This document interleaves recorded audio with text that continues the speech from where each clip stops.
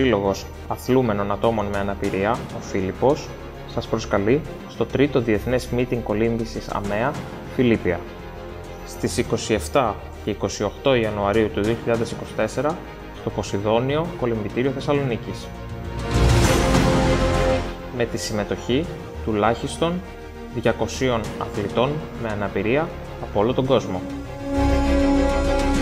Η μεγάλη αυτή διοργάνωση θα πραγματοποιηθεί υπό την αιγίδα και τη στήριξη της ΕΠΕ, της ΕΟΜ ΑΜΕΑ, του Δήμου Θεσσαλονίκης και της Περιφέρειας Κεντρικής Μακεδονίας.